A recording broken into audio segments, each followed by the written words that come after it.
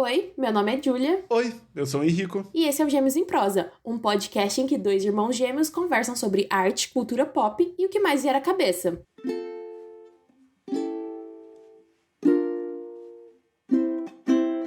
E aí, Henrico, como você tá? Quanto tempo, hein? Há quanto tempo, eu diria? Eu tô bem, né? Estou aqui em São Paulo, vivendo a vida da cidade grande. E você, nossa querida agro-girl interiorana? Tá tudo bem também, indo, né? As loucuras da vida. Já estamos em maio, o ano tá voando, né? Pois é. E um ano muito importante, pelo menos pra mim, né? Provavelmente eu me formo esse ano. Pego meu diploma. É na loucura do TCC, né? Eu tô nessa vibe aí também, mas eu vou me formar só no ano que vem. Dessa coisa de correr atrás de projeto e principalmente de definir o que você quer falar, né? Eu acho que isso que é o mais difícil, principalmente quando a gente tá lidando com projetos de comunicação, tipo, realmente é uma barreira, eu acho que pra mim a principal barreira a ser superada.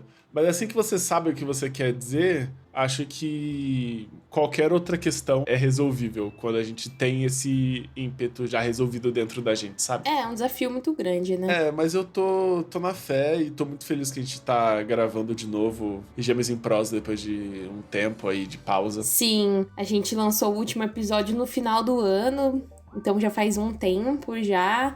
Muita coisa fora do nosso controle também, né, nesse Sim. processo todo, porque computadores, equipamentos quebrando, desencontros também na rotina, mas a gente Sim, tá são os trabalhando grandes desafios, né? Mas a gente tá trabalhando mudanças também, né, porque eu me mudei aqui em São Paulo mesmo, mas assim, a gente tá trabalhando pra poder retomar o projeto, porque isso é uma coisa que a gente acredita muito e a gente gosta muito quando as pessoas vêm atrás da gente, falam que escutaram um podcast. Pra gente é uma realização muito grande, assim.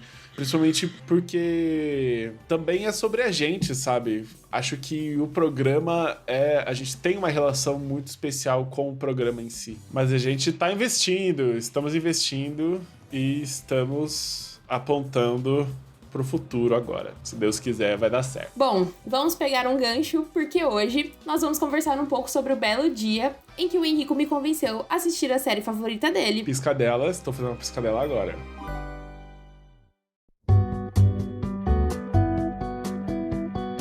Steven Universo é uma série criada por Rebecca Sugar e transmitida pelo Cartoon Network. A série conta a história e mostra o amadurecimento de Steven, um adolescente de 14 anos que é metade humano e metade gem, que mora no planeta Terra, na cidade de Beach City, com as Crystal Gems, Garnet, Ametista e Pérola. Bom, Steven Universo completou no mês de abril, agora, 10 anos de lançamento no Brasil. E por essa e outras razões, essa pauta era muito indispensável pra gente nesse momento. Bom, como eu falei antes, comecei a assistir a Steven Universo por causa do Henrico, porque é uma das séries favoritas dele, entre a metade e o final do ano passado, numa necessidade que eu senti de assistir uma série animada pra me distrair e também por ser uma mídia muito diferente do que eu tenho costume de consumir. Na época da pandemia, o Henrico me apresentou a série mais recente de She-Ra da Netflix e eu gostei muito de assistir séries desse tipo. Eu me apaixonei por She-Ra, foi super divertido e era muito gostoso também como a gente interagia, conversava, porque na época que eu tava assistindo She-Ra, eu e o Henrico ainda morávamos juntos. Isso é muito importante. Assim, foi nessa lembrança gostosa de como foi interessante assistir e acompanhar uma série animada que eu senti vontade de finalmente assistir Steven Universo depois do Henrico tentar me convencer por muito tempo. Henrico, fala um pouco aí o que é a série pra você, por que era tão importante que eu assistisse, porque... Inclusive, um ponto interessante, o plano de fundo do seu telefone é uma foto da série até hoje, desde que você assistiu. Isso não é exagero, isso não é uma hipérbole. Realmente, eu tentei e enchi o saco dela, penteei ela por muito tempo. E cá estamos nós, então, pra mim, inclusive, foi um processo muito especial ver a reação da Julia, tipo, quando a gente conversava e ela, não, porque isso aconteceu, nossa, não acredito que esse personagem tá fazendo isso, e aí a gente tinha essa troca, eu vi a reação simultânea delas, coisas que aconteciam, que pra mim foi um momento muito especial, tipo, ver esse universo criar vida na minha frente enquanto eu tava assistindo, e, enfim, ver a Julia, que é uma pessoa tão próxima de mim, passar por esse processo foi muito mágico, assim, eu adorei acompanhar não sei dizer se foi maratona, né, mas acompanhar o processo da Julia de conhecer e assistir Steven Universo. Pra mim é complicado dizer por que ela é tão importante, sabe? São tantas coisas envolvidas. Eu acho que é por isso que que esse podcast existe, inclusive, né? Por isso que esse episódio tá acontecendo. Mas pra mim envolve muito uma questão de conexão mesmo, sabe? Tanto eu quanto a Julia, a gente assistiu a série um pouco fora de mão. A gente, né? A Julia falou que assistiu entre a metade e o final do ano passado. E esse ano também, né, Julia? Você terminou esse ano, não foi? É mesmo. Eu terminei em março. Você terminou bem no começo do ano. Apesar de que, a gente ainda tá... terminou em março. Julia, foi agora que você terminou de Steven Universe. Sim. A Julia assistiu agora e tudo mais, mas eu assisti ali pro final de 2021, que foi um processo ali que a gente também tava em fim de pandemia, então acho que eu tava muito com peso nas costas de estar preso em casa esse tempo todo, de estar descolado mesmo da realidade das coisas. Então a gente tava vivendo a faculdade de forma remota na época, e eu tinha uma desconexão também com as pessoas desse contexto pra mim, né, desse ambiente. Então tinha muita gente que tava em São Paulo, por exemplo, que já se encontrava, e eu tava preso em Bauru, interior, e eu não ia pra São Paulo, então eu me sentia muito afastado da vida, sabe? Que naquele momento era a faculdade, era a principal coisa a qual eu me dedicava ali. E Steven Universo foi um abraço, assim, no momento em que eu tava me sentindo um pouco solitário, eu diria. E o que eu acho mais importante é como... Isso que eu falei, que a série, ela cria vida mesmo, sabe? Como a narrativa, eu acho que isso vai muito do trabalho da Rebecca Sugar também, que eu acho que a gente pode falar. É como humanizar, e não só de humanizar, mas expor a humanidade ali daquele cenário, seja o quão fantasioso ele for, sabe? E eu gosto muito como a série é construída também. Tem muita gente que reclama de filler de Steven Universo, falando que tem vários episódios que são, entre aspas, desnecessários e tudo mais. Mas eu acho os fillers de Steven Universo muito especiais, porque eles dão uma noção de vida acontecendo pra tudo, sabe? As pessoas que estão lá, elas não estão só agindo em prol de uma narrativa maior e dessa grande história apoteótica de guerra intergaláctica. São pessoas que vivem a vida, que tomam café da manhã, que vão pra padaria, que conversam com o vizinho, que têm amigos, que têm angústias, que têm alegrias também, que têm hobbies, sabe? São personagens tão multifacetados que é realmente, principalmente pra mim, que realmente assistia todo dia naquela época, você se conecta ao ponto de aqueles personagens fazerem parte da sua rotina, sabe? E eu acho que isso também é uma coisa muito de quem assistiu por streaming tudo de uma vez só, né? Eu acho que, imagino que para as pessoas que acompanharam no lançamento, é uma relação um pouco diferente, mas para mim é realmente como se eles fossem amigos meus, sabe? Você cria uma relação quase parasocial mesmo com aqueles personagens e um apego muito forte com eles. Então, acho que isso faz com que a experiência toda seja muito, muito vívida e muito intensa. Sim, é muito doido, e a série, ela te abraça nesse sentido, né? Tudo ali, a construção dos personagens, o roteiro dos episódios, a trilha sonora, tudo tem uma ligação muito forte e é, assim, é uma série bem dramática no geral, apesar de não ser, talvez não ser esse o gênero que ela se classificaria em primeiro lugar, é uma série que, tipo, te insere muito ali naquele contexto de muita vida real, né? Eu acho isso muito especial. E apesar da série não ter feito parte do nosso contexto de infância, até porque ela tá comemorando 10 anos de lançamento no Brasil só agora, e a gente denuncia um pouco a nossa idade falando isso, mas a gente não assistia esse tipo de animação mais quando a gente tava há 10 anos atrás. Mas hoje em dia é uma coisa que a gente curte consumir. Você fala como se a gente fosse super velho, né? Eu acho engraçado. Como se nós fôssemos idosos.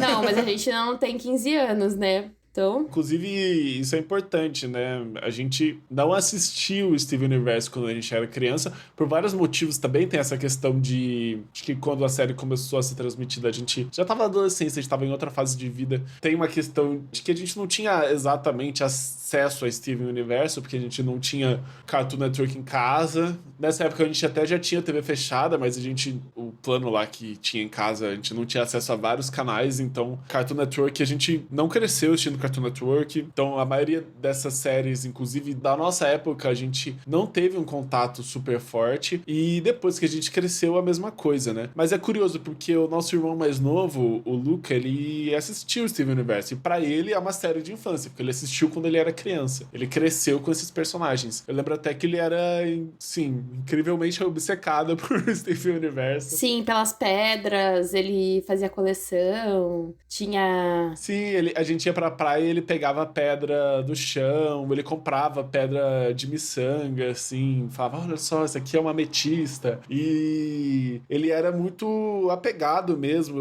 Eu lembro que ele escutava a trilha sonora também, tipo, no YouTube, do filme, na época que o filme lançou, ele ficava escutando as músicas do filme em inglês mesmo. Mesmo ele assistindo em português, ele escutava em inglês, assim. Então, era uma relação muito bonita mesmo, sabe? E eu, olhando em retrospecto, eu gostaria de ter crescido com uma série como o Steven Universo. Porque... não sei, sabe? A forma com que uma série dessa deve bater pra uma pessoa, pra uma criança, né? Numa idade tão formativa, eu acho que se é intenso pra gente, eu imagino pra uma criança, né? Sim, totalmente. Até porque a série, ela é muito madura em muitos aspectos, principalmente na questão emocional. E eu acho que é uma coisa que é importante que crianças tenham contato desde sempre. O relacionamento nu e cruz, a questão, inclusive, da representatividade LGBT é uma coisa que pega muito, que eu acho muito interessante, que a série traz muito isso. Que eu senti falta, a gente não teve isso quando a gente era criança, e eu acho bonito de ver que as gerações mais recentes conseguiram ter esse tipo de contato. Pra mim, é uma coisa que torna a série ainda mais especial. Eu acho que é isso, tipo, eu sinto que eu assisti ela quando eu tinha que assistir, inclusive, hoje eu apreciei ela muito por conta da minha idade e maturidade do momento. Então, eu não sei como teria sido se eu tivesse assistido quando eu era criança. Não sei como teria sido a minha relação. Talvez eu nem gostasse tanto assim. Steven Universe, eu penso muito... pensa em filmes da Pixar que você assiste quando criança e quando você cresce, você acessa novas camadas do filme que você não tinha acesso quando você era criança, e você cria um outro relacionamento com esse filme conforme você cresce. Então, penso que Steven Universo tem essa capacidade também, muito parecida, sabe? De realmente ser uma série para todas as idades e de realmente ser acessível para todas as idades de formas diferentes, sabe? Tipo, não é que uma criança não entenda Steven Universo. É que quando você é adulto e você assiste, você tem acesso a camadas diferentes, sabe? Que muitas vezes você pode até absorver quando você é menor, mas que só quando você cresce você racionaliza de verdade. E eu acho que obras assim, claro que existe uma questão mercadológica em tudo, mas acho que obras assim são muito especiais. E é por isso que, por exemplo, eu amo filmes da Pixar e tudo mais. Sobre a representatividade LGBT, acho muito importante também. A Rebecca Sugar, pra quem não sabe, a Rebecca Sugar é LGBT, né? Inclusive é uma pessoa não binária. E ela mesma lutou muito pela representatividade, né? Ela trabalhou antes em Hora de Aventura, antes de trabalhar em Steven Universo. E ela foi uma das artistas que ganhou espaço no Cartoon Network por Hora de Aventura, então ela compunha as músicas de Hora de Aventura também, escreveu alguns episódios, alguns storyboards, e ela foi uma das principais figuras responsáveis pelo romance entre a Jujuba e a Marceline, que são duas personagens de Hora de Aventura que muitos fãs especulavam e comentavam e faziam teorias sobre o relacionamento das duas, mas o relacionamento amoroso delas realmente só foi ser canonizado e confirmado no último episódio da última temporada. 10 temporadas foram necessárias, sabe? Então era um espaço, né, muito difícil. É uma luta muito tremenda, né? Era um espaço muito difícil de combater, de lutar, sabe? De ocupar. E eu acho que até o próprio contexto das gems, sabe? Como elas são pedras e são alienígenas também, e apesar delas sempre se apresentarem no gênero feminino, elas não necessariamente têm gênero, porque elas não se reproduzem. E aí essa ambiguidade dá espaço para que você explore diferentes configurações de relacionamento. Não só de relacionamento, mas de expressão, né? Sim, exato. Porque elas não expressam gênero de jeito nenhum, assim, tipo, no geral, elas não são animais. Sim, elas podem se relacionar uma com as umas com as outras de formas distintas, elas podem expressar gênero de formas distintas, e eu acho que isso só demonstra, assim, a criatividade da série e a importância também de normalizar formas diferentes de se viver a vida, sabe? Normalizar realmente a vivência LGBTQIA+. E ainda no futuro, enfim, em outros momentos na série, a gente vai ser apresentado a pessoas LGBT de verdade, né, humanos ali dentro do contexto de Beat City, mas mesmo assim, nesse início, eu acho que a ferramenta, né, das jams foi muito importante para dar esse passo, principalmente num mundo em que, se depender de executivo, representatividade LGBT não vai existir nunca na mídia, né? E nunca existiria na mídia. Então eu acho que isso é um espaço que a gente tem que lutar, e que pessoas como a Rebecca Sugar e inúmeros outros artistas que trabalharam com ela em Steven Universo, em Hora de Aventura e em outras séries também, não só na Cartoon Network, que a gente tem que valorizar muito o trabalho desses artistas, sabe? É muito natural, é muito inserido, como é na vida real também, né? É realmente você normalizar a presença dessas pessoas. É a vida real, essas pessoas existem. Sim. Você não tem que fazer alarde sobre esse tipo de coisa, sabe? Tipo, são pessoas que existem, que estão aqui, que realmente, sabe, a nossa presença tem que ser reafirmada e tem que ser normalizada, porque a gente não vai pra lugar nenhum, sabe? Eu acho que esse que é um dos pontos mais legais da série, assim, como a Rebecca Sugar faz isso de um jeito criativo e muito natural. Isso mostra muito talento da parte dela, né? E, na realidade, a série é muito interessante. Eu acho que ela tem esse poder também, ela tem essa força, esse poder muito grande, muito porque ela faz parte da Rebecca Sugar também, né? Ela diz muito sobre a própria autora da série. Eu acho que ela coloca muito a alma dela em tudo que tá acontecendo. Eu tenho acompanhado os conteúdos da Rebecca Sugar no TikTok. Assim, depois que Steven Universe acabou, a Rebecca Sugar sumiu. Ela ainda fez os conteúdos durante a pandemia e tudo mais, pra falar de lockdown, mas ela sumiu, ela parou de produzir pra Cartoon, inclusive. Eu imagino que ela tenha dado um tempo pra ela mesma, sabe? E agora ela voltou no TikTok, ela tem mostrado alguns conteúdos de bastidores de Steven Universo, de sketchbooks, de storyboards, tem falado sobre os personagens e ela tem conversado um pouco sobre o processo criativo de Steven Universo, né? Por lá. Inclusive, sigam a Rebecca Sugar no TikTok, se você tem TikTok, né? Lá eu vi um vídeo em que ela fala muito sobre como o Steven Universo foi muito inspirado no relacionamento dela com o irmão dela. O irmão mais novo dela, né? O irmão mais novo dela chama Steven, e aí ela nomeou a série pelo nome do irmão, e ela fala muito sobre como o Steven, né? O Steven Universo, ele é muito uma transposição da personalidade do irmão, e as Crystal Gems, né? Que é a Pérola, a Ametista e a Garnet, são todas partes da Rebecca Sugar e partes do que significa o relacionamento dos dois, sabe? Então, a Pérola é uma parte mais protetora, mais preocupada, mais materna até, né? Assim, a Ametista é uma parte mais brincalhona, é realmente de uma relação de amizade, de brincar, de fazer bagunça. E a Garnet é uma parte mais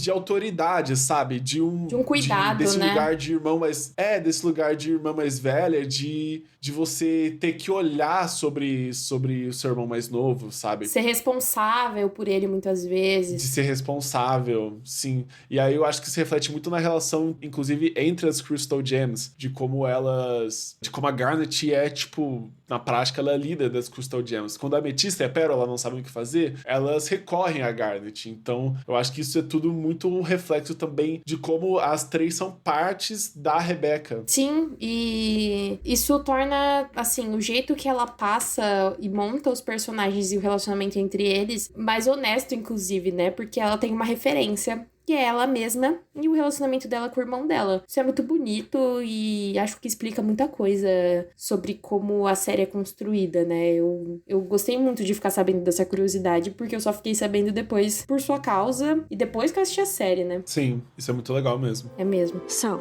for my last order to you as a diamond, please, let's never speak of this again.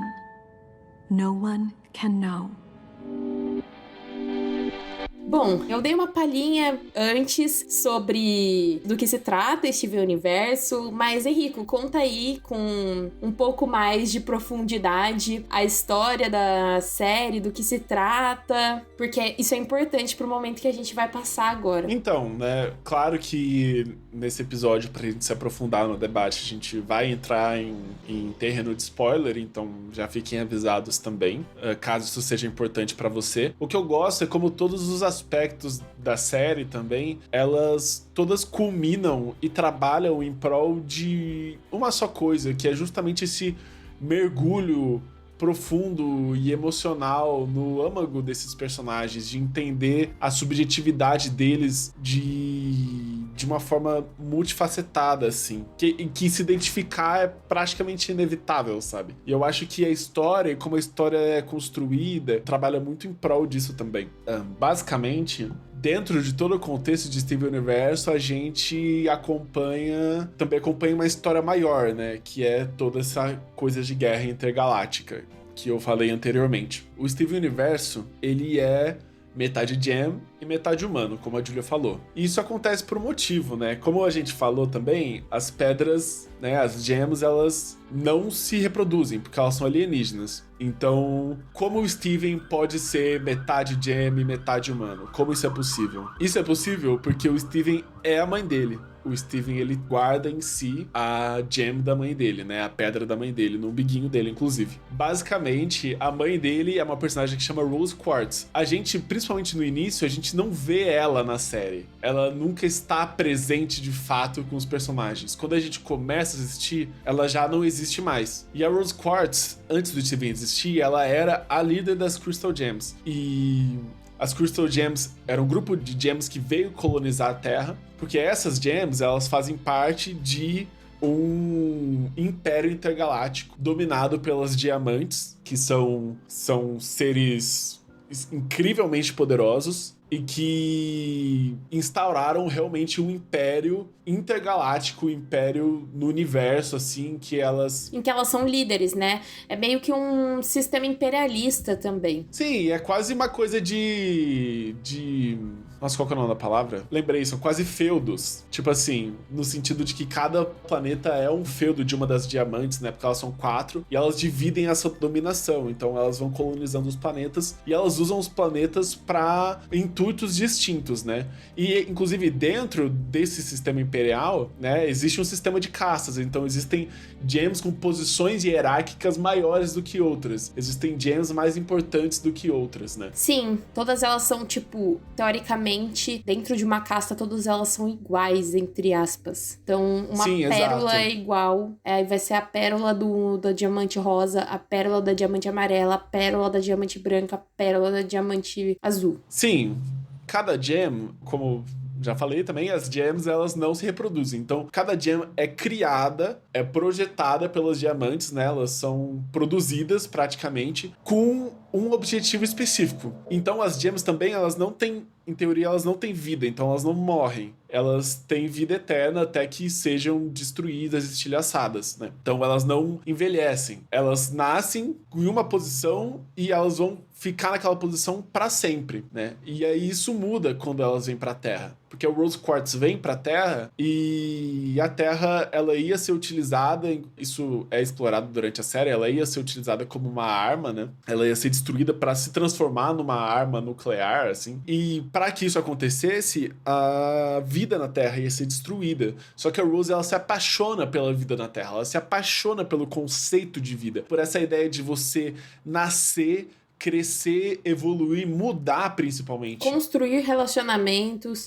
Dessa questão da mudança, do vínculo entre pessoas, sabe? E aí ela decide que ela queria viver isso ela mesma e se volta contra o Império das Diamantes. E aí existe uma guerra que acontece por séculos, milênios, e isso aconteceu muito, muito antes dos tempos atuais em que estamos hoje, em que a série se passa. Eventualmente, elas conseguem expulsar as diamantes da Terra conseguem se isolar e constroem uma vida aqui, junto com os humanos, as Crystal Gems, né? E aí, durante esse processo, a Rose conhece o pai do Steven, que é o Greg, se apaixona pelo Greg, e ela é tão apaixonada com esse conceito de vida que ela decide que ela quer criar uma vida. Ela quer fazer parte disso. Só que, como ela não se reproduz, a única forma dela criar uma vida é se doando, né? E aí é isso que ela faz. Então ela... Gente, isso não é explicado, tá? Ela fica grávida, isso é mostrado na série. Isso não é explicado, isso não é relevante, mas ela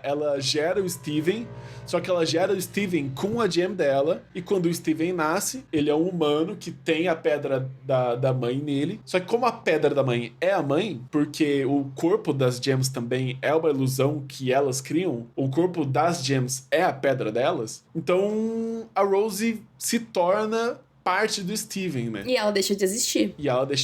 O Steven, ele nunca teve a oportunidade de conhecer a mãe. Então a gente começa a série nesse lugar de questionamento, de onde tá a mãe do Steven, quem era ela, e as gems falam da mãe o tempo inteiro, e é o Steven passando por esse conflito, assim, que eu acho que eu diria que é o conflito maior, que é o conflito de identidade pessoal dele, de quem sou eu? Eu sou a minha mãe? Sim. Ou eu sou eu? E se eu sou eu, o que isso significa, sabe? Eu sou uma gem? Eu sou humano? O que eu sou? Ele tá sempre nesse conflito porque ele não pertence 100% a nenhum espaço. Então, demora ele fazer parte, de fato, ser considerado uma Crystal Gem, mas ele também não faz parte da comunidade dos seres humanos, apesar dele ter amigos, conviver. Ele não é um ser humano e ele sabe disso. Ele não é 100% ser humano. Então, tanto é que ele é criado pelas gems, ele não é criado pelo pai dele, porque o pai dele é humano. E, enfim, isso não é muito abordado durante a série. Mas ele tem muito desse conflito, né? Porque ele passa pelo desenvolvimento dos poderes dele, principalmente na primeira temporada. Ele vai se conhecendo, entendendo que ele tem poderes. No começo da série, ele nem sai pras missões com as Crystal Gems. Então, é quando ele vai aprendendo junto com elas, treinando, entendendo que, inclusive, ele tem os poderes iguaizinhos da mãe dele, é que ele também vai se conhecendo a si mesmo e tentando se colocar da maneira que ele acha mais interessante no mundo. Mas esse é o conflito principal da série, eu diria, assim, na minha percepção. Como ele interage com o ambiente, com as pessoas, com o conflito no qual ele tá inserido, que ele não tem nada a ver com isso, mas ao mesmo tempo ele tem, porque ele é a mãe dele, e as pessoas tratam ele, por vezes, como se ele fosse a mãe dele, mesmo que ele não tenha as lembranças dela e não seja de fato ela. Então ele tem muito dessa coisa de ter que sempre se autoafirmar no decorrer da série. Não, eu sou o Steven, eu não sou o Rose Quartz, eu não sei o que foi que ela fez. E ele vai descobrindo, inclusive, as coisas que ela faz no decorrer da série, né? O que é bem interessante. Porque, né, no início, como eu falei, as gems, elas se isolaram do Império e tal, elas conseguiram isolar a Terra, então no início a gente não tem contato com gems pra fora da Terra, pra além das Crystal Gems que a gente já conhece. E aí, conforme o tempo vai passando, novas personagens desse contexto do Império vão sendo introduzidas. E a Rose Quartz, ela é a top pessoa procurada pelo Império, né? Porque ela é a maior ameaça pro Império. Então, pro Império, ela é a principal vilã. Então, quando as outras gems encontram o Steven e veem que ele tem a pedra da mãe, elas identificam o Steven como a mãe dele. E é interessante porque é quase uma noção de misgendering, sabe? Elas deslegitimam a identidade do Steven enquanto Steven. Tipo, você não é Steven, você é sua mãe. E aí o Steven tem que ficar se reafirmando pra elas o tempo inteiro. E é muito doído também, sabe? É tipo... É difícil de ver, né? Uma pessoa sendo negada o tempo todo da sua identidade, ter que se afirmar o tempo todo. Que acho que é uma perspectiva, inclusive, que se conversa muito com a questão LGBT da Rebecca Sugar e da série como um todo, né? Que, na realidade, não é 100% ali, não necessariamente tem a ver com... É um subtexto, eu diria. Pra mim, é uma leitura que eu tenho, que é uma leitura que pode existir ou pode não existir, mas que pra mim é uma completa deslegitimação ali da identidade dele. E, honestamente, é muito difícil não se projetar naquilo, sabe? E não projetar coisas que acontecem na nossa vida cotidiana, o que é bizarro, sabe? Sim.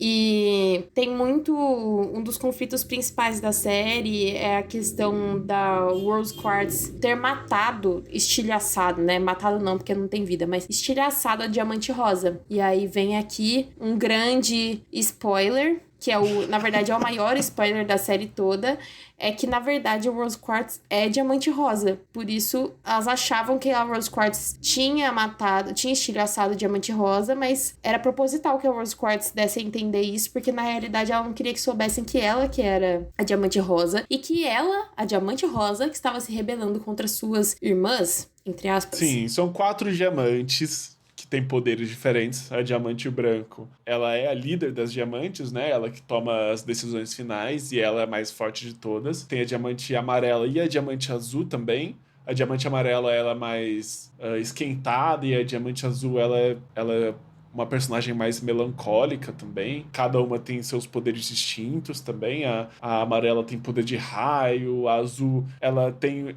o poder de fazer as pessoas chorarem, sabe? Inclusive tem até uma questão de, às vezes o Steven fala, tipo, quando ele tá com a Diamante Azul, ele tá chorando muito de ele, tipo, eu vou começar a me desidratar, sabe? De realmente, que é um choro involuntário. E a Diamante Branco tem esse poder de controlar as outras gems, sabe? De tirar as outras gems do controle delas mesmas, da personalidade delas. Realmente tirar a cor das coisas, sabe? Que é o que é tão emblemático depois, quando ela é introduzida. E a Diamante Rosa, ela tem os poderes do Steven, porque o Steven é a Diamante Rosa também. E a Diamante Rosa, no contexto, ela era a mais nova de todas, e ela era mais fraca, tal. E a Terra era a primeira colônia da Diamante Rosa, era o primeiro planeta que estava sendo cedido para a Diamante Rosa. Então, quando ela chega lá, ela é a primeira vez que ela tá passando por aquilo, então eu imagino que também para ela ter sido um baque, sabe? Só que é interessante porque isso é uma coisa que ressoa muito pro Steven depois, é que a solução da Diamante Rosa, quando ela decide que ela não quer colonizar a Terra, é fugir. Porque ela poderia ter batido no peito e falado, eu sou Diamante Rosa,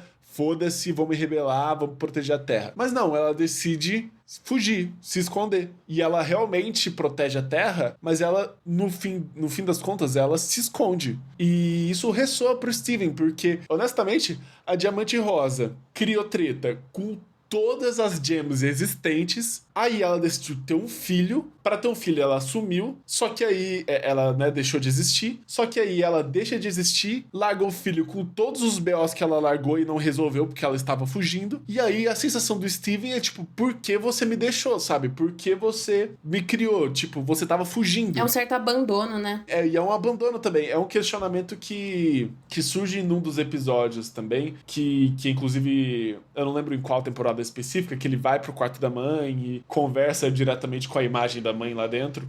E é realmente, tipo, coloca a imagem da Rose em retrospecto, porque no começo, quando a gente ainda tá aprendendo sobre aquele universo, a imagem da Rose é quase uma imagem messiânica, sabe? Tipo, ela é intocada. Todas as gems endeusam a Rose. Todas as gems, elas admiram a Rose. E o Steven olha pro quadro dela que tem na casa como realmente uma figura de referência. E essa figura, ao redor da série, vai sendo cada vez mais estilhaçada, sabe? E é realmente uma quebra de expectativa muito forte pra gente que começa a série olhando a Rose como, tipo, pra gente é tipo, quem é a Rose, sabe? Porque ao mesmo tempo que ela é uma figura misteriosa, ela é uma figura bela, sabe? A gente é tocado pelo amor que ela tem pelas coisas, pelo amor que ela tem pela Terra. E a gente também aprende a admirá-la e amá-la ao ver como todos os outros personagens têm essa visão sobre ela, né? Eu acho essa quebra de expectativa importante pra demonstrar também que, assim, tem os defensores da Rose e tem os haters da Rose. Eu, particularmente, gosto do jeito que eles tratam isso, justamente pra demonstrar que as pessoas são humanas, sabe? Tudo bem que a Rose não é humana, literalmente, mas, tipo,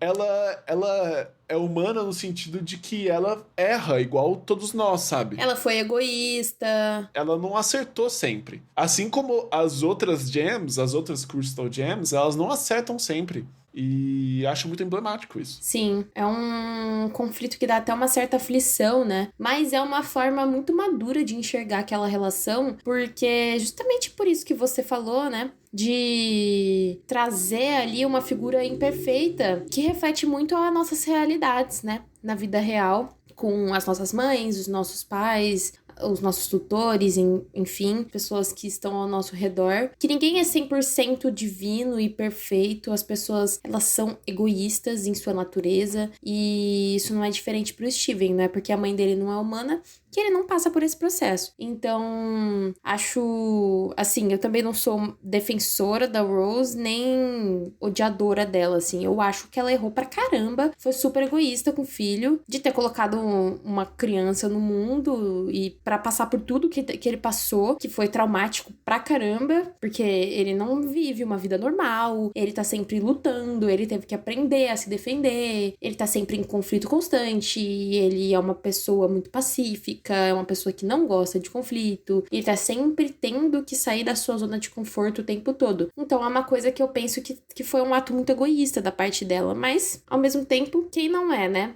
Quem somos nós para julgar? Quantas vezes a gente não foi egoísta e prejudicou outra pessoa que estava ao nosso redor, né? As pessoas que a gente ama. Então, tem esse questionamento, né? E, honestamente, o Steven foi a melhor coisa que ela fez, né? Sim, exatamente. Porque o que eu mais gosto do Steven na série é que o principal poder dele não é exatamente os poderes da Gem, os poderes dele como da pedra dele, né? É curioso, porque até os poderes dele são de defesa. Então a arma dele é um escudo, ele forma a bolha para proteger as outras Gems. E aí isso demonstra um pouco o olhar do Steven, que eu acho que é uma das coisas mais bonitas da série, que é o olhar puro que ele tem para as coisas. Então, se eu não me engano, não existe uma vilã nessa série que não tem arco de redenção. Porque é isso que é o mais interessante. Como, independente das coisas que essas pessoas fizeram, o Steven sempre vai olhar pra elas com carinho e complexidade, né? Não, com carinho e sempre com os braços abertos de compreender o lugar dessas pessoas no mundo, sabe? Seja as próprias diamantes depois, né? O que tem até gente fica brincando aqui, não, porque ele perdoa as nazistas, sei lá. Mas, gente, sei lá, série de criança, o que você esperava? Mas, enfim, vamos guilhotinar as diamantes? Vamos lá, pessoal? Sim.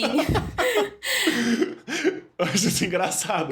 Mas com as outras gemas que aparecem, com a Peridot, que chega como uma vilã, com a Lápis Lazuli, que todas as outras Crystal Gems, antes do Steven, olham pra elas com resistência, né? Sempre esperam o pior delas, que elas são uma ameaça. E não, o Steven, ele estende a mão pra elas, de realmente compreender o lugar delas e demonstrar como, às vezes, é importante pra gente fazer o primeiro passo, sabe? Tipo, eu acho muito bonito como a série também, ela tem essa confiança muito na mudança, sabe? Que é toda a filosofia, inclusive, da Rose, sabe? Como a gente, enquanto humanos, a gente tem essa capacidade de mudar, de evoluir, de amadurecer. E as Gems, ao redor da série, ganham essa capacidade também, pelo olhar do Steven e principalmente pelo Steven acreditar que elas podem mudar. Eu acho isso muito bonito, assim. Eu acho que isso encapsula toda a mensagem da série. What is the point? You're not making anything. Well, if it isn't anything, then why does it sound so good? Provavelmente, se o Steven não tivesse existido, se a Rose Quartz não tivesse decidido por criá-lo, essa guerra nunca teria sido resolvida. Porque a guerra só foi resolvida porque o Steven existe. Com certeza. As coisas só apaziguaram porque o Steven existe. E eu acho isso muito bonito. E aproveitar que você tava falando, né, até da questão dele fazer esse esforço pra olhar as pessoas com o olhar mais carinhoso e com esse arco de redenção mesmo. Acho que a história da Peridot e da Lápis Lazuli são muito interessantes pra isso, assim. Acho que na verdade, foram as grandes personagens, as principais personagens que passaram por esse processo com o Steven por mais tempo, né? Porque elas aparecem desde o começo da série e elas têm um processo mais longo e mais detalhado do que a questão das diamantes, né? A gente vê esse crescimento por vários episódios, né? Sim. A gente vê esse crescimento por vários episódios. É um arco de redenção e uma aproximação com o Steven que dura mais tempo, dura por mais episódios do que, por exemplo, as diamantes, que é no final da série, é um arco de redenção um pouco mais curto e simples, mas é legal pra mim, assim, um ponto sobre as duas é que elas trazem muito aprendizado pro próprio Steven, porque a Peridot, ela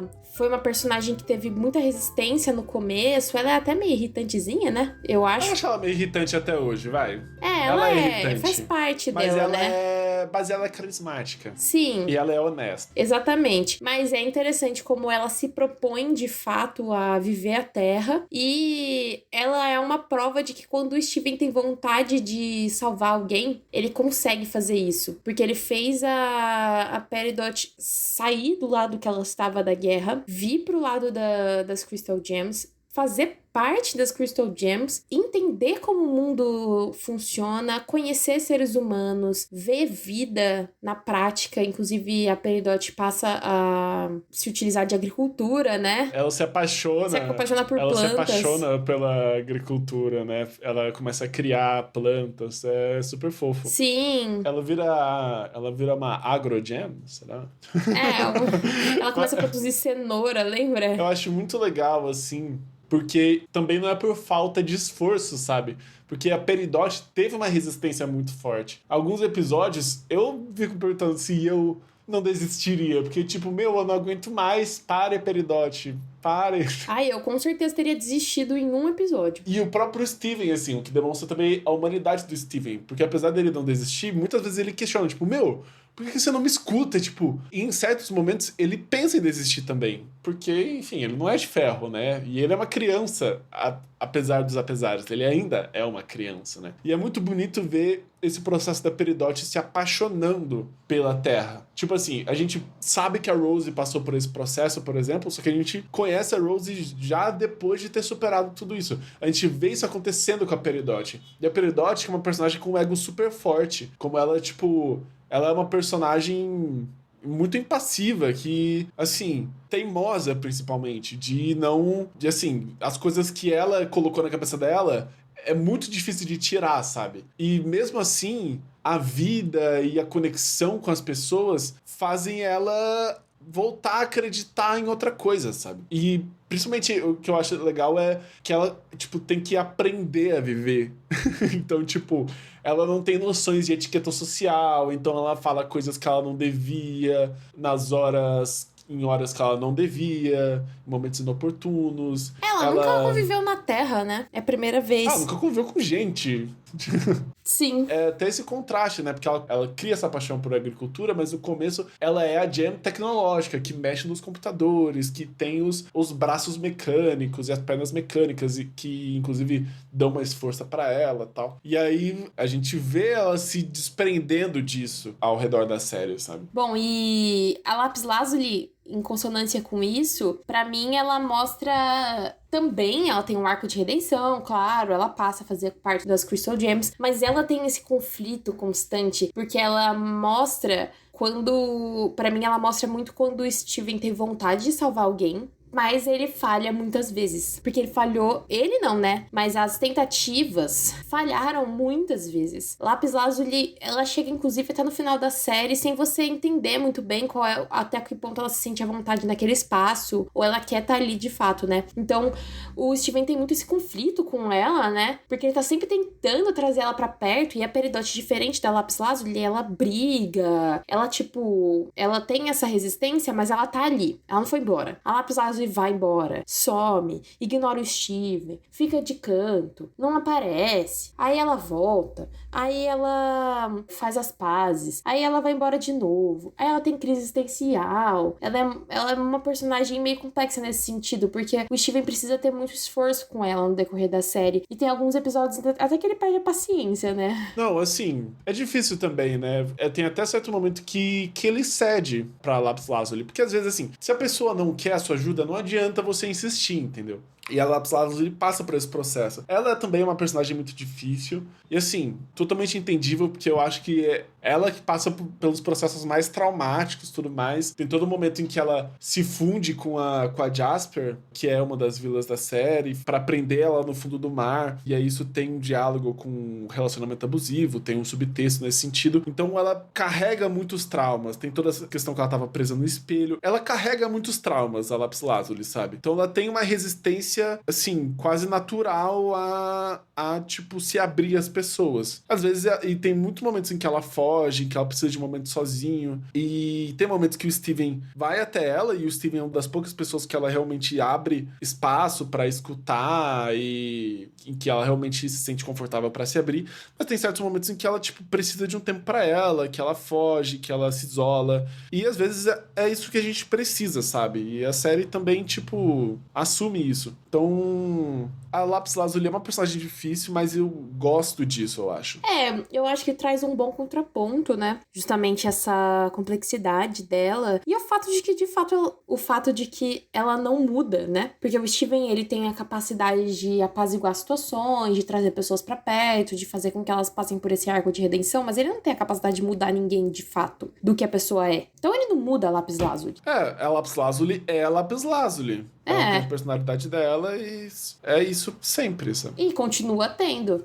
Exatamente. Então eu acho que ela é uma personagem necessária nesse sentido pra trazer esse contraponto e pra trazer essa questão, assim, né? Tipo, sobre esse esforço contínuo que o Steven tem e como isso, por vezes, as pessoas... É isso, as pessoas não querem ser ajudadas e você precisa respeitar isso nelas, né? Acho que isso aparece muito também nos relacionamentos que o Steven constrói com os cidadãos da cidade, né? De Beat City. Principalmente com o Lars, na realidade.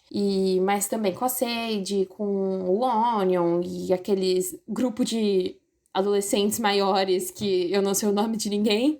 Porque ele também tá sempre ali tentando apaziguar situações. Então, ele vê que o Lars e a Sadie têm vergonha dos mais velhos, mas querem ser amigos dele. Aí ele vai lá e tenta inserir. Então, normalmente, o relacionamento dele com os personagens da cidade, no geral, também vai nesse sentido, né? De querer salvar situações, de querer apaziguar, de fazer parte dali, de ver o lado bom de todas as pessoas, inclusive daquele prefeito insuportável lá que tem na cidade. Que ele, eu acho que é a única pessoa que gosta daquele prefeito. Nossa, horroroso. E também daquele moleque lá das teorias conspiratórias, né? Esse menino é insuportável, né? Ele aparece, sei lá, 3, 4 vezes, mas sempre parece ser chato. E o Steven gosta dele. Eu acho interessante, porque são personagens que não aparecem sempre, com frequência, todos, né? Eles aparecem muito de vez em quando, mas tem essa noção da rotina que eu falei mais cedo. Eu acho que a presença desses personagens dá muita vida pra série, sabe? Como, mesmo, inclusive, quando eles nem participam como diálogos, né? Como personagens ativos. Às vezes eles só estão como figurantes de fundo. Mas como você conhece esses personagens, você sabe que eles não são só figurantes aleatórios, eles estão lá vivendo a vida, fazendo qualquer outra coisa, e aí você cria uma noção de realmente, sabe? De vida ali em Beat City. Eu acho que esses personagens, como todos eles também têm personalidade forte, como eles também têm conflitos, tem alguns episódios focados nesses personagens, né, principalmente os fillers, que você aprende mais sobre eles, sobre a relação que eles têm uns com os outros. Tem o Lars, que busca sempre validação nos adolescentes. O filho do prefeito não gosta do pai porque ele sente que o pai não gosta dele, ele busca a validação do pai. Tem a própria Sadie, que é apaixonada pelo Lars, mas não vê essa reciprocidade nele. Tem várias coisas que a gente vê, e vários pequenos conflitos que trazem mais camadas pra essa vida em Beat City, sabe? E faz com que torne todo esse cenário ainda mais crível pra gente que tá assistindo. It's a big old universe out there. And when you're getting crushed under the weight of them stars, well, sometimes you need that special someone to remind you that you're so much more.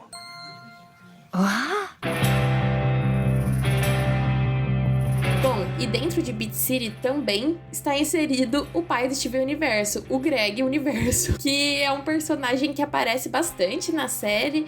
Assim, depois das Crystal Gems e até da Connie, ele é o que mais aparece, né? E ele é muito... Eu gosto da presença do Greg, porque pra mim ele é o traço de humanidade do Steven. Porque ele mostra a humanidade do Steven, porque o Steven não é só uma gem. Ele também é um ser humano. E o pai dele é todo atrapalhado, é engraçado como... Apesar de ser meio esquisito porque eles não moram juntos, ele tem muito do pai dele, né? O Steven tem muito do pai dele. Sim. E o pai dele ainda é essa rede de apoio, esse lugar seguro que o Steven consegue correr, mesmo que ele não entenda os processos pelos quais o Steven passa no dia a dia, por ele não ser uma gem, ele ainda consegue dar esse abraço, esse colo que todo pai deveria ser pros filhos, né? Sei. Eu gosto porque ele é um resquício de humanidade, né?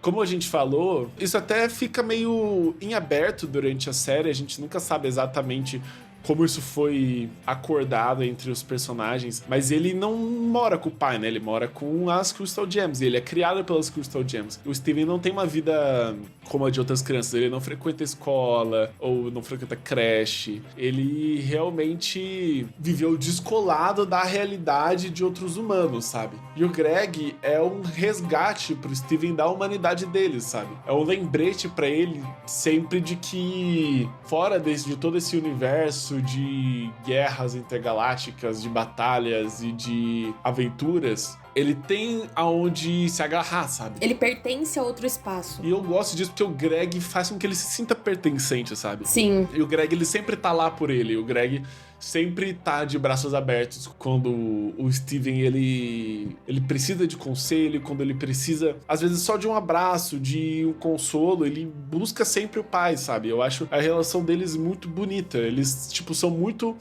parceiros, sabe? É, são Eu acho unidos, isso né? muito legal. Sim, é uma doideira. Inclusive, isso fica muito em aberto a relação do Greg com as Crystal Gems, né? Porque, às vezes, as Crystal Gems criam uma resistência ao Greg, né? Sim, principalmente a Pérola, né? Sim, por vários motivos aí também. E aí o Greg, muitas vezes, ele se sente relutante a participar das coisas, a se aproximar das gems. Às vezes até sinto que ele se sente um pouco culpado E de toda a situação da também, Rose. né? Não, sim, mas culpado de toda a situação da Rose. Ele se sente excluído pelas Crystal Gems. Não dá pra falar que ele não é excluído pelas Crystal Gems, né? É como se elas se esforçassem pra incluir ele nas coisas. Mas ele muitas vezes não tem o esforço de dar um passo a mais com elas, talvez por uma culpa de tipo, a Rose não existe mais por causa deles, sabe? Se ele não tivesse entrado na vida deles, a Rose ainda estaria lá. Então, tipo, é complexo, assim. E ao mesmo tempo, isso nunca é de fato abordado durante a série, mas são pequenas dicas e pequenos detalhezinhos que eles deixam em aberto pra gente preencher com essas camadas de interpretação,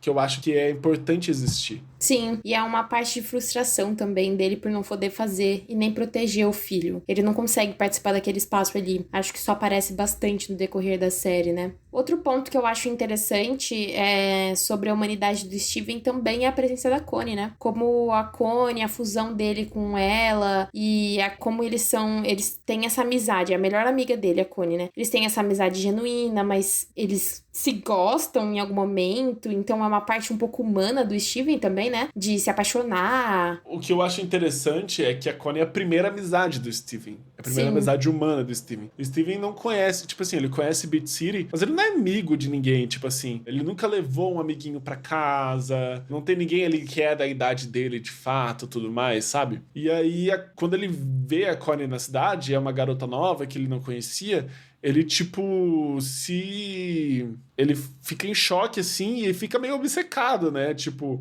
ele não sabe como abordar ela pra, tipo, vamos ser amigo. Mas, ao mesmo tempo, ele quer muito, sabe? Porque é um desejo interno dele de criar amizade, de criar conexões. E a Connie é essa primeira conexão. E é por isso que depois desse vínculo, quando eles crescem, e aí tem Steven Universo Futuro, que é a série pós-Steven Universo, eles até criam uma relação amorosa. Isso evolui nessa medida, né? Mas, ao mesmo tempo, isso nunca é de fato abordado na série original, onde eles ainda são crianças, e eles realmente constroem uma conexão, assim, de identificação, porque a Connie é também a primeira pessoa que o Steven conhece que gosta das mesmas coisas que ele, que tem os mesmos interesses, os mesmos hobbies, que ele pode fazer as coisas junto, e é uma questão de identificação de idade também, sabe? É uma pessoa que tá passando pelas mesmas questões, pelos mesmos conflitos, que tá crescendo assim como ele.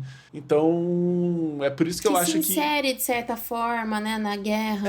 Eu acho que é por isso que depois que se insere também, né, é a pessoa mais próxima dele, eu acho que é por isso que se cria esse vínculo mais genuíno, né? Porque a Connie, ela se envolve, dos humanos, ela é a única que se envolve de fato nos conflitos das Crystal Gems. Porque ela se envolve num nível em que ela quer fazer parte daquilo, sabe? E obviamente o Steven, ele incentiva. Sim. E aí, naquele espaço, ela é uma pessoa que conversa muito com os dois lados do Steven, né? E é por isso que eles criam essa relação tão íntima que acaba gerando a fusão também deles, que é a Stevonnie, que é essa fusão que é super interessante, Que né? é a primeira fusão do Steven. É. Até aquele momento a gente não sabe se humanos podem fundir com gems, né?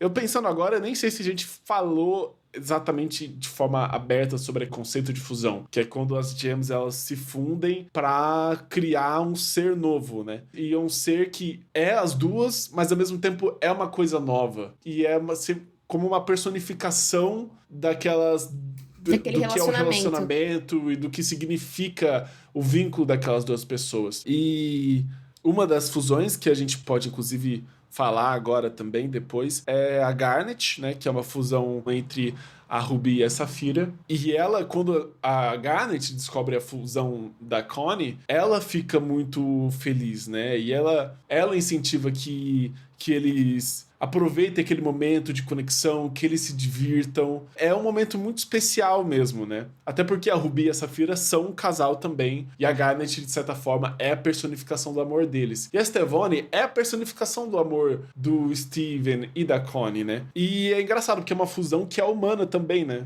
Que eles são humanos. Inclusive, é canônico que a Stevonnie é uma personagem intersexo, né? Por motivos óbvios. Mas é interessante como eles exploram o conceito de fusão com a Stevonnie também, sabe? Sim, e em outros momentos da série, claro, mas não cabe muito aprofundamento, mas a questão das fusões diz muito também sobre um preconceito, né? Porque elas não eram permitidas e por isso a Garnet entra nas Crystal Gems, passa a fazer parte daquilo. E normalmente as fusões eram deixadas na periferia dos reinos, né? A questão das fusões é que elas são mal vistas no contexto do Império. E aí a gente volta pro subtexto LGBT da série. As fusões, elas só são permitidas entre gems iguais.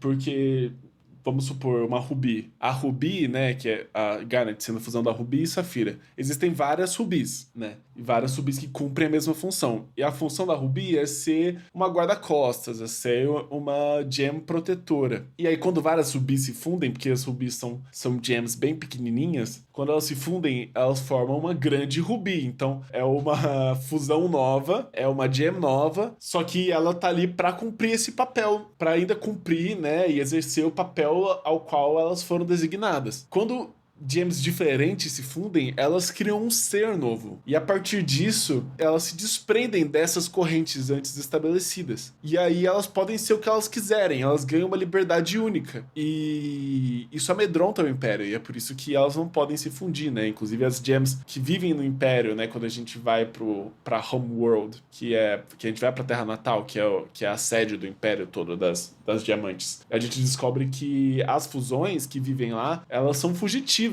que elas não podem conviver em sociedade, né? Porque elas são realmente marginalizadas. E a Ruby e a Safira, elas passam por isso. Principalmente no contexto em que a Ruby e a Safira se fundem, né? Que elas contam essa história na série, que a Ruby era uma guarda-costas da Safira, que é uma gem conselheira que tem o poder de ver o futuro, né? E de ver possibilidades de futuro. E a Ruby tava lá pra proteger ela. E em certo momento elas se fundem, a Ruby se funde com a Safira pra proteger ela, e elas são rechaçadas, né? E elas precisam fugir. E é interessante porque tem até uma questão quase hedionda da hierarquia das gems, né? Porque uma Ruby é uma gem de hierarquia menor do que a Safira. A Safira, apesar dela não ser uma diamante, ela é uma gem com uma posição mais respeitada ali dentro daquela sociedade. É quase uma coisa de, tipo, como uma Ruby pode se fundir com uma Safira, sabe? E aí tem o contexto LGBT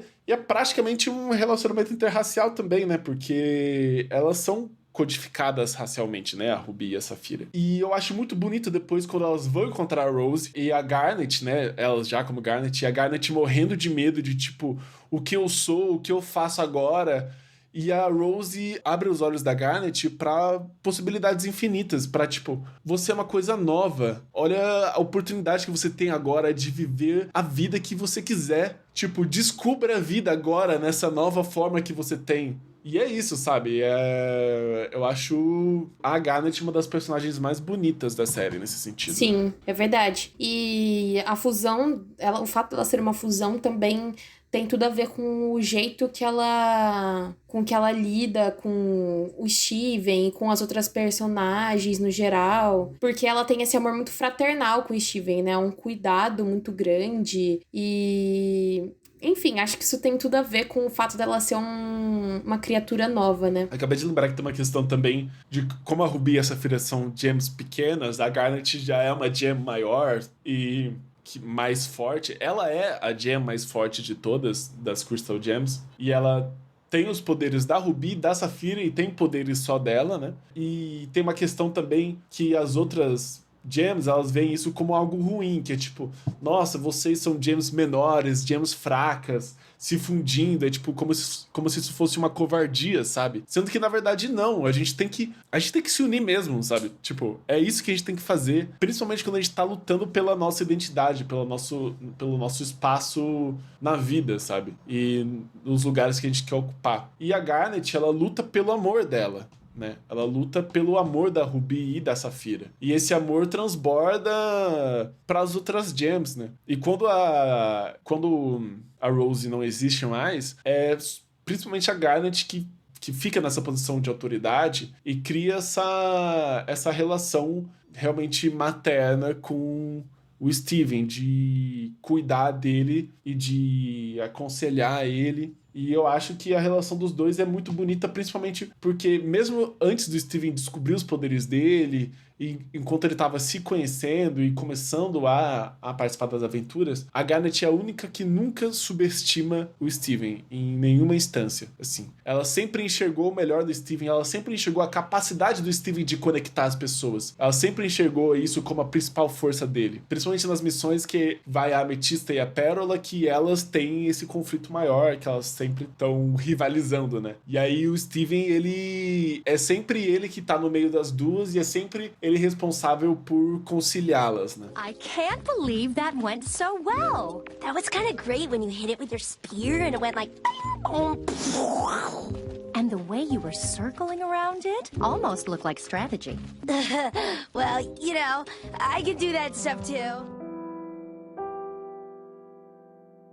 Sim, a Garnet tem esse ponto muito positivo nela, né? Ela confia muito no Steven. Eu acho isso muito interessante, como ela acreditou nele desde o começo, né? Não que as outras gems não tivessem, mas é de um jeito muito diferente. Porque a Pérola, por exemplo, ela tem esse cuidado muito extremo com o Steven, principalmente porque a Pérola, ela era a Pérola da Rose Quartz, da Diamante Rosa. E a Pérola tem essa função de, basicamente, ela não ser um ser existente, ela só existir para servir o outro, para servir uma diamante. Então é como se ela fosse uma serviçal. E apesar dela ser contraventora e tá indo contra isso, é uma coisa meio instintiva dela, né? Ter esse cuidado excessivo com o Steven, com a diamante, que é a diamante dela, esse medo que algo de ruim aconteça, essa super proteção. E isso impacta muito na relação que ela tem e constrói com o Steven, na minha opinião, ao meu ver. Porque o Steven chega a ter mais conflitos com ela por conta dessa questão dela ser um pouco mais, entre aspas, até vista como piegas, né? E ela é muito apegada ao Steven e muito apegada à Rose. Tem até uma questão de que fica meio subentendido que ela era apaixonada pela Rose. Sim, porque ela tem até esse rancinho do Greg, né? Uma coisa que fica meio subentendida, a gente não entende, ela é que mais implica com o Greg de longe, e ela era a Pérola da Diamante Rosa, né? Da Rose. Então tem um pouco disso também, né? Eu acho interessante isso, desculpa interromper, mas eu acho interessante isso, tipo, tentando fazer uma conexão um pouco também sobre nosso processo de autodescoberta, assim. De, mesmo ela sabendo que isso não é positivo e benéfico pra ela, ela cresceu e aprendeu a viver assim por toda a vida dela, sabe? Por muito tempo, e por grande parte da vida dela, ser uma pérola era tudo que ela conhecia. Então, é muito difícil você se desprender disso, mesmo sabendo que você não precisa mais disso. E essa é uma desconstrução que a gente faz todos os dias, sabe? E na nossa vida normal também, sabe? Quando a gente tá crescendo, evoluindo. E até enquanto pessoa LGBT, quando a gente percebe que a gente não precisa mais do preconceito para viver, e a gente tem que desconstruir os nossos preconceitos pessoais de nós mesmos, sabe? De eu não preciso mais me prender, eu não preciso mais me comportar de X forma pra ser visto ou pra ser validado, sabe? Eu posso ser eu mesmo. Como eu faço isso? E eu sinto que a Pérola vai muito dessa descoberta também, de como ela pode ser ela mesma, desprendida e independente do outro. É verdade. E nesse sentido aí, pegando esse gancho, a Ametista é uma outra que passa muito por esse processo também, né? Porque ela, basicamente, é a única das Crystal Gems que não conhece, fora o Steven, né? Que não conhece o planeta natal, porque ela foi criada na Terra. E ela, inclusive, tem esse processo de, tipo, ela não teve essa pressão de, ela tinha que exercer uma função específica, porque ela já surgiu num contexto em que as Crystal Gems já tinham se organizado e já estavam se rebelando. Então ela tem esse negócio de, tipo, eu sou uma Crystal Gem, mas eu não sou igual elas, porque eu não tenho esses mesmos conflitos, eu não conheço o planeta natal, eu não sou como as ametistas que, quando ela vai e conhece o planeta natal, ela não é como as ametistas de lá, ela não tem aquelas funções, ela não tem aquele tamanho, o mesmo tamanho, ela não tem o mesmo porte, mas ao mesmo tempo ela é parecida com eles, né? Ela foi uma das gems criada pra colonizar ali a Terra também e tudo mais, no Jardim de Infância, né? Que é como eles chamam ali o lugar onde eles criam novas gems na Terra. E a Ametista é uma gem guerreira, né? É uma gem de batalha, é uma soldada. E ela veio defeituosa, porque as ametistas, elas são grandonas, fortonas, e a ametista veio pequena. Então ela veio, né, entre aspas, com defeitos de fábrica, e na prática, não na prática, né? Mas na teoria, ela não tinha função naquele lugar. Ela teria que ser destruída, substituída por outra, criada para a função a qual ela foi designada. Mas como ela já teve esse contato direto com as Crystal Gems, ela teve um processo de libertação desde o começo. É até interessante porque ela é mais humana das outras Gems, não só nesse sentido dela ter nascido na Terra, mas da vida mesmo. Ela é a única que come, por exemplo. Porque as Gems, elas não precisam comer, né, pra viver, né? Elas não são igual a gente que tem sistema digestivo. Só que ela come pelo prazer de comer, ela gosta de experimentar comida, ela gosta de jogar videogame, ela gosta de praticar esportes, ela gosta de acumular coisa, ela gosta de construir memórias, pra mim, ela é mais intensa de todas as gems justamente por isso, porque ela tem esse apego pela vida, ela gosta de viver, experienciar, de conhecer, de descobrir. Eu acho isso tão bonito nela. Ela é a única que vive com essa perspectiva de que existe vida, né? Porque ela cresce num ambiente em que isso existe, ela cresce com seres humanos ao redor dela, então ela tem essa perspectiva de que existe prazer, de que a gente tem que buscar o prazer nas coisas da vida, de que a vida é finita, mesmo que a dela não seja, a das pessoas ao redor dela é. Então, acho que isso diz muito respeito a ela e a essa identificação que ela tem com o Steven, né? Então, eles têm esse temperamento parecido, eles estão sempre brincando, eles têm essa relação mais próxima, meio de irmão, parecem que eles são meio irmãos, meio primos, não tem essa questão tanto dela ser super protetora com ele. Eu acho esse relacionamento deles muito bonito, porque mostra realmente essa amizade, né? Essa familiaridade que os dois têm um com o outro. Inclusive, das Crystal Gems, a Ametista é a primeira que o Steven se funde, né? Justamente porque entre as Crystal Gems, a Ametista é a que ele mais se identifica. A Ametista é a única que, joga videogame com ele, que topa as loucuras dele, e que propõe loucuras que estão pares à loucura da cabeça do Steven. Então eles são muito parecidos, né? E ao mesmo tempo, sobre essa questão da fusão, é interessante como a Ametista, ela tem, apesar de tudo isso, ela tem um complexo com essa noção dela ser defeituosa. Principalmente quando ela começa a entrar em contato com gems de fora da Terra e começa a escutar isso, que as outras gems usam o fato dela ser defeituosa pra machucar ela. E o fato dela ser menor do que a Pérola e a Garnet. E às vezes ela sentir que ela não consegue fazer as coisas sozinha. Por exemplo, tem um episódio em que eles vão lutar com a Jasper e o Steven e a Connie se fundem pra lutar contra a Jasper, num momento em que a Amethysta tinha sido designada a proteger os dois. E aí ela se sente fraca depois disso, sabe? Ela fica muito mal. Eu acho que é o primeiro momento em que ela muda. Porque a Amethysta, ela muda algumas vezes durante a série. E é o primeiro momento em que ela cria um complexo com as outras Crystal Gems e tal, e passa por um processo de amadurecimento pessoal. Eu acho que a Amethysta, entre as Crystal Gems, ela é a que mais muda. Talvez a Pérola mude mais entre as principais, né? Eu não sei. O que Eu você não acha? acho que ela é a que mais muda, não. Eu acho que é a Pérola que tem mais essa questão, assim. Eu acho que ela é a que mais passa por esse processo de aceitar a si mesma. Porque ela já é quem ela é. Mas a questão é que ela tinha esse conflito de... Tipo, por ela não ser bem aceita naquele espaço. E não ser muito bem classificada, né? Mas ela é muito interessante como ela trabalha com esse processo de aceitação. E como isso é meio concomitante com o processo do Steven, né?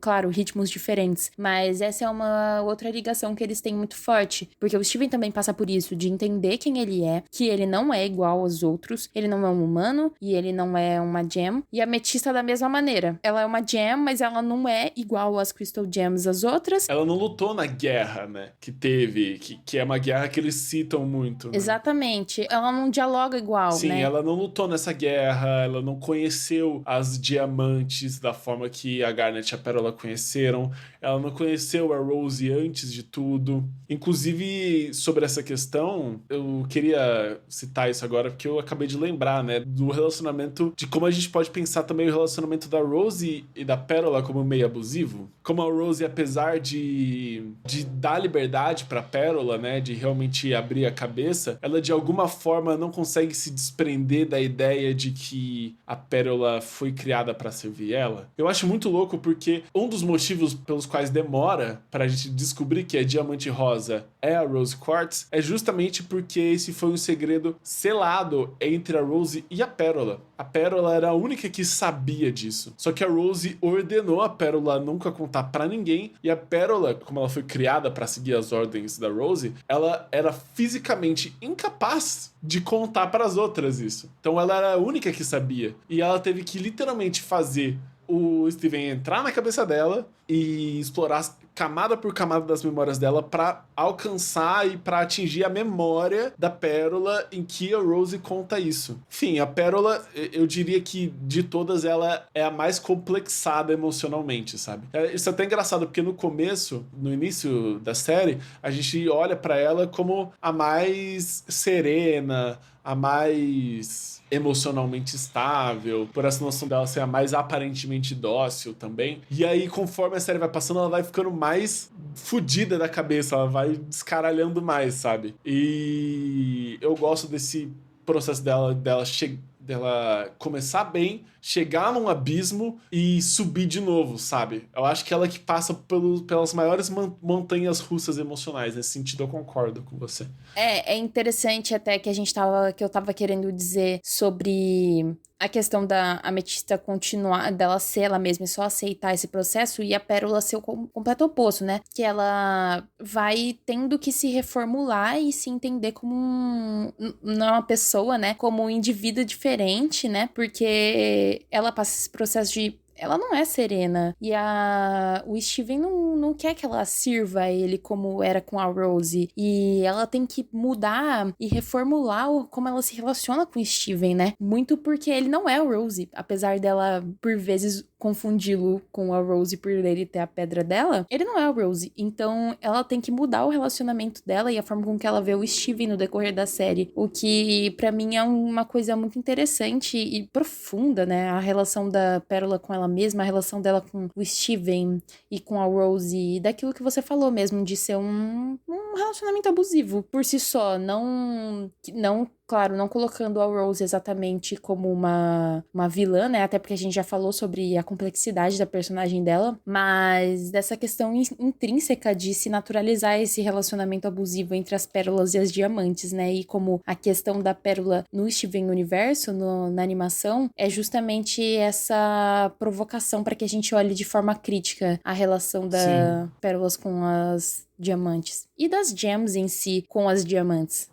No Steven Universo Futuro a gente até conhece outras pérolas, né? E a gente conhece outra pérola da diamante rosa, inclusive. Não, a gente conhece a pérola da diamante branco, né? Que ela tem o olho rachado. Que também foi pérola da diamante rosa em algum momento, enfim. E a gente vê como é um conflito inerente a esses personagens, sabe? E é interessante ver a nossa pérola se conectando, assim, olhando quase no espelho, assim, pra, tipo, ver alguém que é igual a ela, mas não passou por todo o processo que ela passou, de entendimento, de crescimento, pra falar, tipo, tá tudo bem, sabe? E você tá certa de se sentir machucada, porque ela se sente machucada. Eu acho que essa é a pergunta que orbita todos os personagens de Steven Universo, né? De quem eu sou e qual é o meu lugar no mundo, sabe? Pro Steven, como a gente comentou, e para as Crystal Gems também. A própria Garnet, né? Porque tem momentos específicos na série em que a Ruby e a Safira, elas se desprendem, né?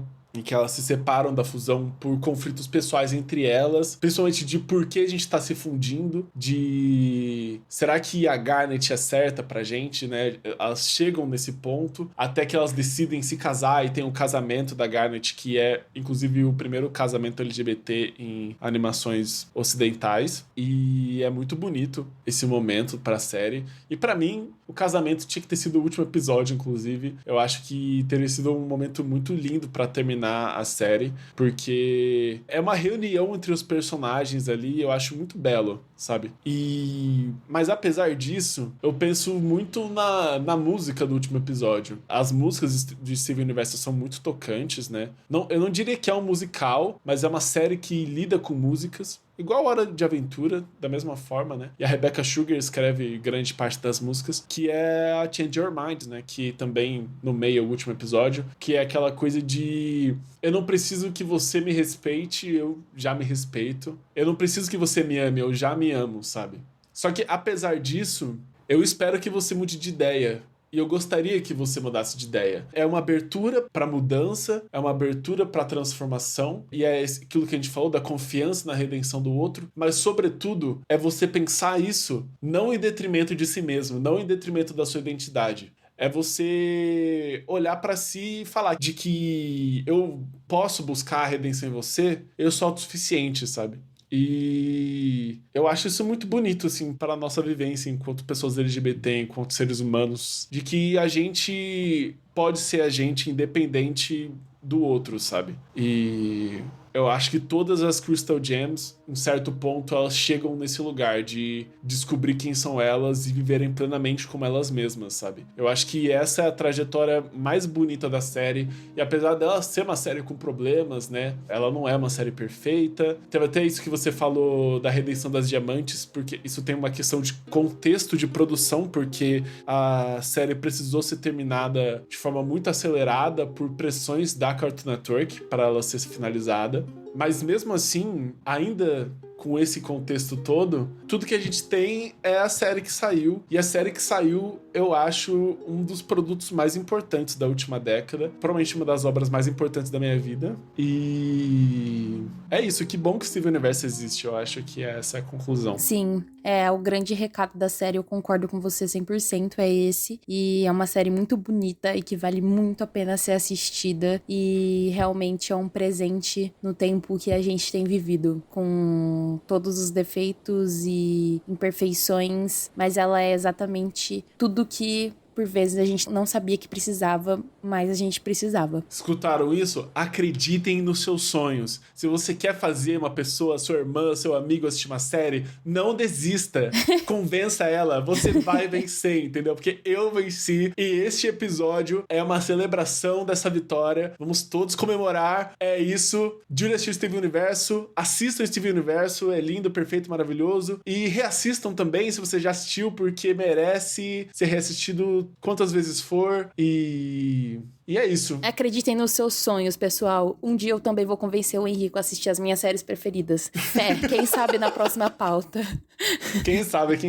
Mas é isso, gente. Nossa, muito feliz de ter gravado, de ter voltado a gravar também, falando sobre uma coisa tão importante, né? Uma temática tão importante, tão bonita, né? Bom, é isso. Obrigada por nos escutarem até aqui. Continue nos acompanhando aqui nas plataformas de áudio e em nossas redes sociais. Estamos produzindo, inclusive, alguns conteúdos para o Reels no nosso Instagram, @gêmeosemprosa, tudo junto. Sim, a gente tem conteúdo próprio lá e a gente tem cortes dos episódios. Então, é uma forma boa de você apresentar o podcast para um amigo, para sua mãe, para os seus tios, para os seus primos, para o seu periquito. Aí, porque a gente tem os cortes dos episódios, né? Com momentos marcantes dos episódios que você pode mandar, falar, olha só que coisa legal. Escuta o episódio inteiro no Spotify. Então, segue a gente vai continuar produzindo conteúdo por lá. A gente vai continuar falando com vocês por lá. Então, para ficarem ligados em todas as novidades do podcast, para não perderem nada e nenhuma oportunidade, inclusive, fiquem com a gente, fiquem antenados no nosso Instagram. Por enquanto, é só o Instagram que a gente tem, mas a gente também tem as nossas redes pessoais, né? Sim, vocês podem me encontrar somente no Instagram, porque eu sou meio low profile, no @Julia_Nunes. Sim, eu tô em todas as redes sociais como @Henrico Souto, Henrico com E, Souto com U. Meu @ é universal. Eu tô no Twitter, tô no Instagram, tô no TikTok, produzindo algumas coisas sazonalmente. Então, se você quiser dar uma olhada lá também, eu falo lá principalmente sobre música, então pode ser um conteúdo que te interesse. E é isso. Se você quiser me ver no Tumblr, mentira, eu não tenho Tumblr, gente. É isso. É isso, pessoal. Sigam a gente, continuem acompanhando o podcast. Até a próxima. Tchau. Beijo. When I see the way you look, shaken by how long it took, I could do about anything. I could even learn how